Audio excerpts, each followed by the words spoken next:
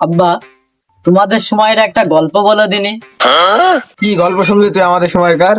আচ্ছা আব্বা, সেই আমলে দাদা কয় বছরে বিয়ে করলো?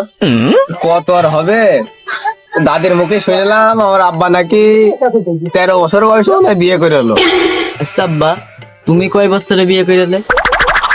আমি আর কত, আমি 16-17 বছরে বিয়ে করে এলাম। আচ্ছা আব্বা, আমার বয়স কত বলে দিন?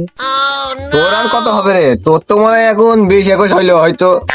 ওই সুমন্দির ছেলে, তোমার বাপ কইলো 13 বছর বয়সে, তুমি কইলে 16 বছর বয়সে, আর আমার যে 20-21 পার হয়ে যাচ্ছে, তা আমার বিয়ে দিতে হবে না? তুমি কি আমার চোখে দেখো না? আমার যে এতদিন তোমার একটা নাইস ছেলে হয়ে যাইতো। তাই তো রে বাপ, তোর তো মনে হয় তাহলে বিয়ে দিতে হবে।